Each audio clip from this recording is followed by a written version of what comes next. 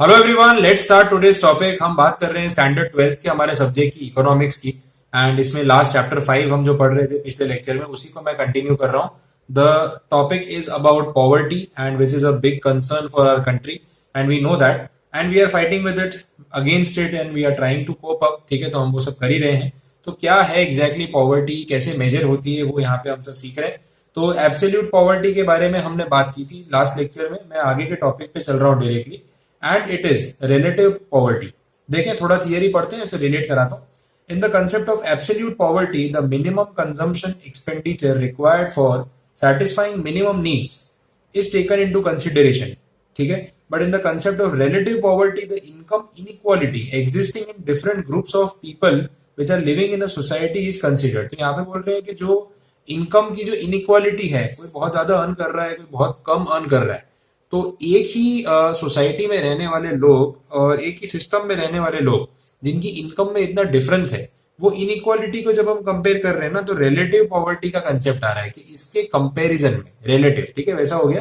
Commonly in every economy income disparity is seen. Disparity मतलब वही inequality. ठीक है, is seen that in that the case the lower income class is considered relatively poor than the higher income class। वो तो हर जगह होना ही है। To study the relative poverty, the society is divided into different income groups। Unequal distribution of income is studied. तो ये इसके ऊपर ज्यादा स्टडी किया जाता है। The relative poverty exhibits the level of income inequality among different class of people. वही चीज बार बार रिपीट कर रहे हैं, आगे चलते हैं। It is argued that in context of India, that is as a rapid developing economy, instead of studying the concept of poverty and poverty line, relative poverty or unequal distribution of income should be considered। ठीक है, वो बोल रहे हैं कि ये ज्यादा relevant method है और इसके बारे में कुछ हाइपोथेटिकल एग्जाम्पल क्रिएट किया गया, तो वो भी देख लेते हैं। इन्होंने बोला है कि पूरे नेशन की पॉपुलेशन को हम 5 अलग अलग इनकम ग्रुप्स में डिवाइड कर देते हैं पहले तो। ठीक है, बोल रहे हैं तो कर देते हैं। ग्रुप 1 में आप देख रहे हो कि इनकम कितनी है, 0 to 30,000, देन वो बढ़ती जाएगी। इस तरीके से 5 ग्रुप्स हैं। अब ऐसा बोला कि इस एग्जाम्पल में जो ग्रुप 2 में जो क्लासिफिकेशन है, मतलब 30,000 रुपीज से 1 लाख रुपीज पर मंथ कमाने वाला इंसान, उसकी अगर हम बात करें तो has more income than the class of people in group 1। तो ऑब्वियसली ग्रुप 2 वाला, ओके ठीक है, चलो यहीं से देख लेते हैं। तो ये जो ग्रुप 2 वाला जो है, वो ग्रुप 1 के कंपैरिजन में तो ज्यादा पैसे कमा रहा है, वो रिलेटिवली हायर इनकम कैटेगरी में है, रिच है।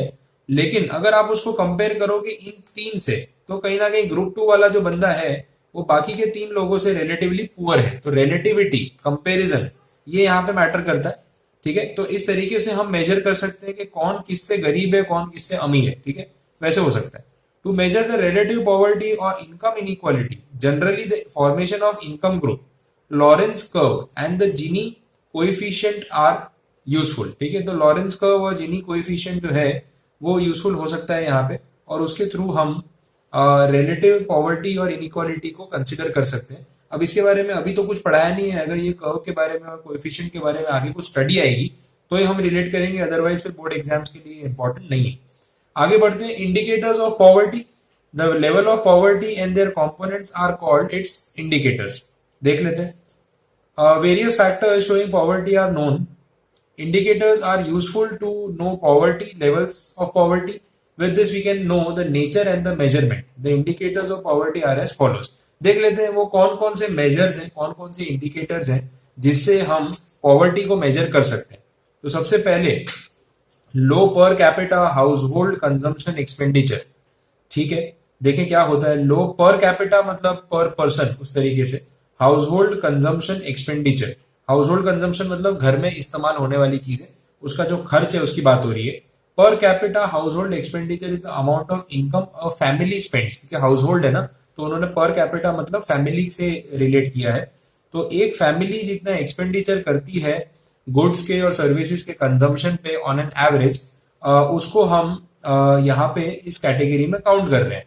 It is calculated at the market price of durable goods. जैसे कार है, वॉशिंग मशीन है, कंप्यूटर है, इन सब का जो मार्केट प्राइस होता है अच्छी क्वालिटी के गुड्स का, वो देखा जाता है। और फिर उसके कंपैरिजन में देखते हैं कि एक आम इंसान या एक एवरेज फैमिली कितना खर्च कर रही है, क्या वो उतना खर्च कर पा रही है जितना उसे करना चाहिए अपने बेसिक लाइवलीहुड के लिए। अगर कर पा रही है तो अच्छी बात है, नहीं कर पा रही तो फिर per capita household expenditure कम है। The nation's total spending on such goods is divided by total population. पूरे कंट्री में जितना स्पेंडिंग होता है इन सब चीजों के पीछे और जब डिवीजन होता है तो पर कैपिटा अमाउंट आ जाता है। ओके, देख लेते हैं यहाँ पे जो टेबल है उसमें कुछ रेफरेंसेस दिए हुए हैं। यूएस में जब वो देख रहे हैं 2005 का उन्होंने प्राइसिंग लिया है। ओके, और उसके बेसिस पे कंपैरिजन किया है तो बोल रहे हैं कि यूएस में पर फैमिली जो एवरेज हाउस होल्ड एक्सपेंडिचर है वो $31,000 है। यूके में 25, जापान में 22, पाकिस्तान में, ठीक है, चाइना में, इंडिया में 725। अब ये 725 बहुत ही लो हो गया, आप देख सकते हो, क्योंकि पॉपुलेशन भी एक रीजन है और उसमें लोअर इनकम ग्रुप वाली पॉपुलेशन का मेजोरिटी में होना वो भी एक अपने आप में रीजन है। ठीक है, तो इस वजह से ये हो रहा है। और ये वर्ल्ड बैंक की वेबसाइट से डेटा लेके आए हैं, वो बता रहे हैं। नीचे पैराग्राफ में अगेन वही लिखा है, रिपीटेशन तो करते ही है तो हमें उसके बारे में बात नहीं करनी। Level of mall nutrition, mall nutrition मतलब खाने पीने की कमी और कम खाना खाने की वजह से होने वाले प्रॉब्लम्स, ठीक है, उसको देखा जा रहा है यहाँ पे। तो वो भी एक फैक्टर है, वो भी एक इंडिकेटर है। तो malnutrition is such a situation where the food is taken by individual lacks the calorie, proteins, carbs, vitamins, minerals, ये सब चीजें खाने में नहीं है। या तो उसको खाना मिलता नहीं है, और अगर मिलता है तो अच्छा खाना नहीं मिलता है, पौष्टिक या न्यूट्रिशियस खाना नहीं मिलता है। ठीक है, फिर आगे बोल रहे हैं in India in spite of an increase in agriculture production people with low income are unable to get nutritive food. उनको मिलता नहीं है क्योंकि उनकी इनकम लो है और अनइक्वल डिस्ट्रीब्यूशन होने की वजह से वो अफोर्ड नहीं कर पाते। तो इसके बारे में भी इंफॉर्मेशन दे रखी है। बोल रहे हैं कि इंडिया में ईयर वाइज या एक टेन्योर वाइज अलग अलग टाइम पे डेटा लिया गया और पता चला कितने परसेंट लोग माल न्यूट्रिशन का जो है प्रॉब्लम फेस कर रहे हैं। तो ये परसेंटेज आपके सामने है। वैसे तो ठीक है, रिड्यूस हुआ है, लेकिन क्योंकि पॉपुलेशन बहुत ज्यादा है तो 15% बहुत हाई है। फिर आगे बोल रहे हैं according to the reports the situation of food security in India is ranked second in the world in the measurement of malnutrition, which indicates the poverty in India। तो कहीं ना कहीं हमारी हालत बहुत ज्यादा खराब है, बिकॉज पॉपुलेशन इतना है 15%। आप 140 करोड़ पे गिनोगे तो आप सोच लो कितना होगा, 20 करोड़ लोगों से भी ज्यादा हो जाएगा। तो वो कोई छोटी बात नहीं है। इतनी तो कितने कंट्रीज की पॉपुलेशन नहीं, जितना हमारे यहाँ मालन्यूट्रिश्ड लोग हैं। तो कहीं ना कहीं हमें उनको अपग्रेड करने की कोशिश होनी चाहिए गवर्नमेंट की, वो तो है ही। Life expectancy and infant mortality rate, मतलब लाइफ एक्सपेक्टेंसी एक इंसान एवरेज कितने साल तक जिंदा रहता है, और इन्फेंट मोर्टेलिटी मतलब जो छोटे बच्चे होते हैं ना, इतनी बार नहीं होता वो एकदम न्यू बॉर्न बेबीज हैं और वो सर्वाइव नहीं कर पाते, तो वो कितना सर्वाइव कर पाते हैं कितना नहीं, that is the mortality rate. ठीक है, मॉर्टल इमॉर्टल ऐसे बोलते हैं ना, ठीक है, तो उनका डेथ रेट इन शॉर्ट वैसा हो गया। तो लाइफ एक्सपेक्टेंसी का मतलब है कि एक न्यू बॉर्न बेबी कितने साल एवरेज जिएगा। The average life expectancy is based on nutritive food, जितना अच्छा खाना, जितनी साफ सफाई, साफ पीने का पानी और लेस पॉल्यूशन, वो सब चीजें होंगी, अच्छी हेल्थ सर्विसेज। तो अगर पुअर पीपल को ये सब नहीं मिलेगा तो उनकी लाइफ एक्सपेक्टेंसी कम हो जाएगी। फिर बोला है इन्फेंट मोर्टेलिटी का मीनिंग भी समझा दिया कि पर 1000 चिल्ड्रन जो बॉर्न होते हैं तो एक साल के अंदर अंदर कितने बच्चों की डेथ हो जाती है, दैट एवरेज। ठीक है, the rate of infant mortality depends on health services, again mother's education, बच्चे को वैक्सीन लगाई कि नहीं लगाई, उसको अच्छा खाना मिला या नहीं मिला, बहुत चीजें होंगी जो यहाँ पे मैटर करेंगी। इन्फेंट मोर्टेलिटी जो है वो एक इंडिकेटर है अगेन पॉवर्टी का, क्योंकि पुअर हेल्थ सर्विसेज की वजह से ऐसा होता है। अदर रीजंस हो सकते हैं बट मेजोरिटी केस में रीजंस ये रहते हैं। अब अलग अलग कंट्रीज का जो लाइफ एक्सपेक्टेंसी है एवरेज वो बता रखा है। जैसे नॉर्वे में बोला है कि एक इंसान 81.6 ईयर्स तक ऑन एन एवरेज सर्वाइव करता है। इंडिया में ये एक्सपेक्टेंसी 68 ईयर्स है और इन्फेंट मोर्टेलिटी काफी हाई है, पर 1000 चिल्ड्रन इट इज 39। बाकी कंट्रीज आप देख लो 10 या अंडर 10 है, तो उसके मुकाबले हमारा रिकॉर्ड अच्छा नहीं है। ठीक है, नीचे वापस डेटा डेटा डेटा, आगे बढ़े। नेक्स्ट पार्ट जो है it is regarding the medical facilities. तो उसकी बात तो हमने कर ही ली, अभी कुछ नया नहीं बोल रहे। मेडिकल फैसिलिटीज कम होने से क्या होगा कि पुअर पीपल को एक तो बीमारियां तो है बट ट्रीटमेंट नहीं मिल रहा है, महंगी फैसिलिटीज है तो पैसा नहीं है उनके पास, तो उस वजह से वो अफोर्ड नहीं कर पा रहे। तो अनअफोर्डेबिलिटी की वजह से भी इश्यूज आ जाते हैं and that is a very bad thing. But जो हो रहा है वो हो रहा है। तो इसके रिगार्डिंग भी यहाँ डेटा दे रखा है, डेवलपिंग कंट्रीज एंड ऑल कैसे रहता है। तो ठीक है, देख लेते हैं। डेटा जो है वो आपके सामने ही है, मैं पढ़ के सुना सकता हूँ, उससे ज्यादा कुछ नहीं है। बोल रहे हैं In developing countries, every 6,000 population, one doctor is available. Whereas among the developed countries, every 350 people, service of one doctor is available. तो काफी फर्क है ना, 6,000 लोगों पे एक डॉक्टर और हर 350 लोगों में से एक डॉक्टर, बहुत फर्क पड़ता है. इंडिया में तो ये डेटा पूछो ही मत आप कितना है. फिर बोल रहे हैं ड्रिंकिंग वाटर. हाँ, ये भी एक इंडिकेटर है क्योंकि साफ पानी ना मिलना बीमारियों की जड़ है obviously. Health of population is very much connected with drinking water and cleanliness facilities. और सेंसस रिपोर्ट इंडिया की बता रही है 63.3% families get pure drinking water जो ट्रीटेड सोर्स से साफ पानी आता है.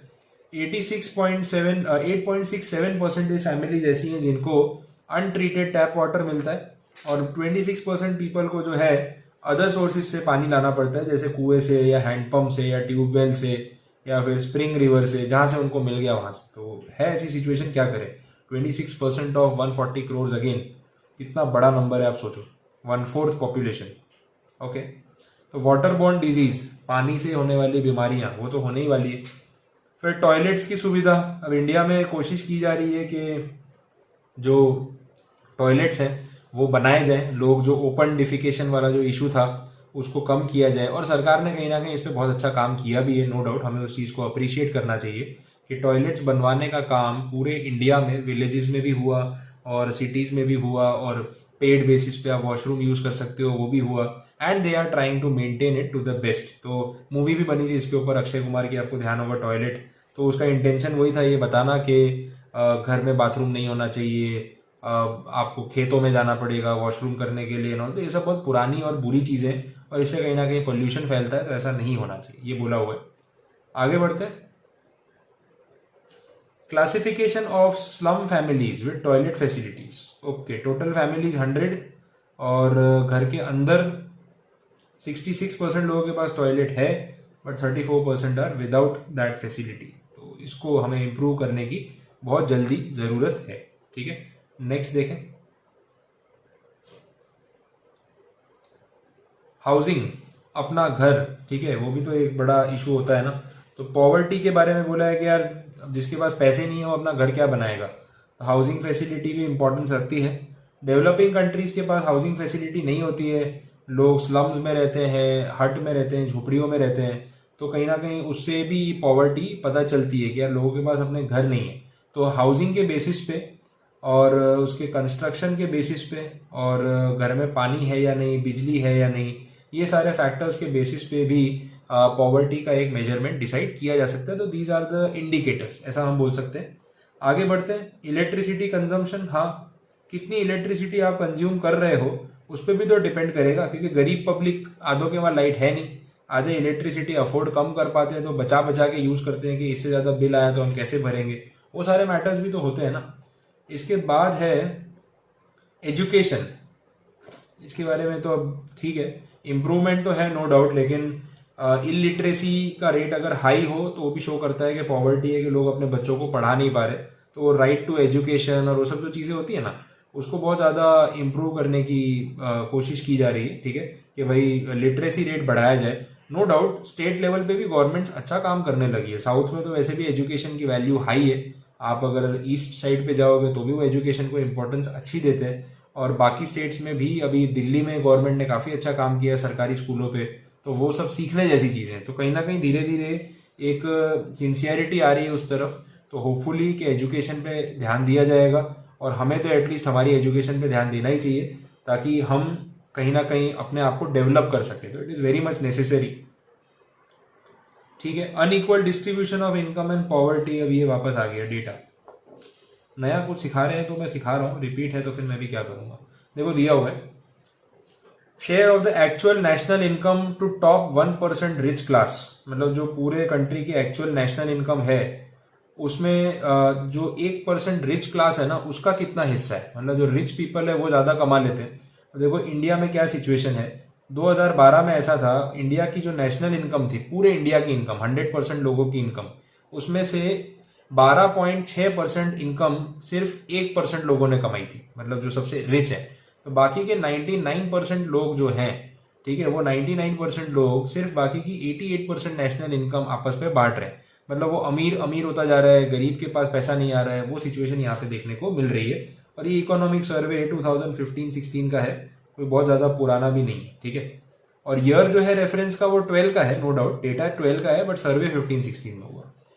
हाई रेट ऑफ अनएम्प्लॉयमेंट, बेरोजगारी, ये तो अभी ट्रेंडिंग था, लॉकडाउन के टाइम पे भी देखा हमने कि भाई अनएम्प्लॉयमेंट कितना बढ़ गया था, तो that is a very difficult situation.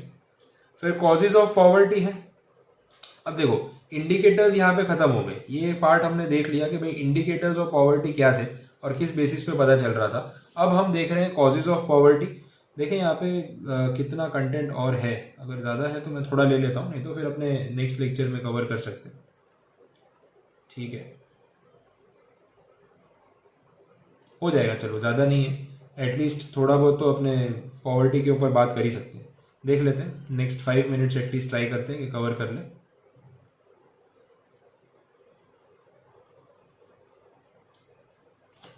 Causes of poverty, सबसे पहले तो हिस्टोरिकल रीजन बोल रहे हैं कि अपनी हिस्ट्री भी कहीं ना कहीं ये चीज़ जो है हमारे ऊपर इम्पोज कर गई है, बिकॉज जो 17th सेंचुरी के बाद हुआ, जो इंडिया में ब्रिटिशर्स आ गए, कब्जा कर लिया, सब लूट के ले गए, एक्सप्लॉयटेशन हुआ, तो बोलते हैं भारत सोने की चिड़िया। तो कहीं ना कहीं वो चीज़ को उन्होंने इतना ज़्यादा अगले 300-400 सालों में बिगाड़ के रख दिया कि अब उसको रिपेयर करते करते हमारी हालत ख़राब हो गई है। तो that is the one of the reason of poverty, जो हम शुरुआत से अगर देखें तो एक पॉइंट से ये बोल सकते हैं। उसके पहले इंडिया अलग स्टेटस पे था और आज हम वापस वो स्टेटस रीगेन करने की कोशिश कर रहे हैं और ऑब्वियसली हम इसमें आगे ही बढ़ रहे हैं। तो ये ब्रिटिशर्स की स्टोरी आपको ये पैराग्राफ में मिलेगी। फिर कॉजेज ऑफ रूरल पॉवर्टी, अब ये अलग टॉपिक हो गया, बोले रूरल पॉवर्टी किस बेसिस पे होती है रूरल एरियाज में। तो नेचुरल कॉजेज वहाँ पे एक रीज़न है। देखो शहर में आप रहते हो ना, तो आपके पास पक्के घर हैं, पक्की सड़क है, बड़े बड़े रोड्स हैं, इंफ्रास्ट्रक्चर है, सब कुछ है, कॉरपोरेशन है। गांव में ये चीज़ों की दिक्कत आ जाती है। तो अगर कभी फ्लड आ जाए, अर्थक्वेक आ जाए, सूखा पड़ जाए, बारिश ही ना हो, तो वो लोग कहीं ना कहीं नेचुरल रिसोर्सेज पे बहुत ज़्यादा डिपेंड करते हैं और अगर उनको रिसोर्सेज ना मिले तो नुकसान भी बड़ा हो जाता है, ठीक है। बाढ़ में कच्चे मकान बह गए, सूखा पड़ गया, फसल बर्बाद हो गई, भूखे मर गए, ठीक है, वो सब चीज़ें होती है। तो चीज़ों के दाम बढ़ गए, एग्रीकल्चर प्रोड्यूस खराब हो गया, होता है, तो वो हो सकता है। डेमोग्राफिक फैक्टर्स जो है वो भी रहते हैं। डेमोग्राफी मतलब पॉपुलेशन है जो एरिया वाइज के कौन सी लोकेशन पे कितनी एज ग्रुप के लोग रहते हैं। मतलब होता है ना कि किसी सिटी में यंग क्राउड ज़्यादा है, किसी सिटी में हिल स्टेशन टाइप का है तो ओल्ड रिटायर्ड क्राउड ज़्यादा है, कोई फास्ट सिटी है, कोई एवरेज पेस सिटी है, तो ये सब चीज़ें भी होती हैं। तो ये फैक्टर्स भी डिसाइड करते हैं। तो ये बोला हुआ है उन्होंने, after independence and during the planning period in India due to economic development and rapid improvement in health services. On the one hand, death rate declined fast, but at the same time, birth rate did not reduce. तो death rate कम होता गया, birth rate बढ़ता गया. As a result, high population growth was noticed. High increase in population did not allow the per capita income to increase. मैंने बोला population ही हर चीज़ की जड़ है कहीं ना कहीं. Low per capita income, big size of families. तो इससे ना क्वालिटी ऑफ लाइफ पुअर हो गई, क्योंकि पैसा लिमिटेड है, फैमिली बड़ी है, सबको सर्व करना है तो सबको थोड़ा थोड़ा सैक्रिफाइस करना है। Rapid increase in labour supply, high population था बट डेवलपमेंट उतना फास्ट नहीं हुआ जितनी फास्ट लेबर बढ़ गई, तो उस हिसाब से अनएम्प्लॉयमेंट के इश्यूज भी आने लग गए। तो ये चीज़ बोली है। तो ये एक पार्ट यहाँ पे कंप्लीट हुआ। अब इकोनॉमिक फैक्टर्स की बात कर रहे हैं। ओके, तो इकोनॉमिक रीजंस भी है, बट आई गेस आज के लिए इतना काफ़ी है। बाकी के रीजंस हम कल देख सकते हैं, 58, 59, 60, 61, ठीक है। तो अगला लेक्चर जो होगा वो इसका लास्ट पार्ट रहेगा और उसमें मैं कंप्लीट करूंगा और ये जो टॉपिक है वहाँ से हम कवर करेंगे, जो इकोनॉमिक रीजंस है वहाँ से देख लेंगे। तब तक के लिए आप इतना पढ़ के रख लो, कोई अगर क्वेरी है, कुछ नहीं समझ आया तो आप पूछ सकते हो, ठीक है। आई होप टॉपिक्स क्लियर हुए होंगे, ठीक है। Thank you so much for watching the video, all the best.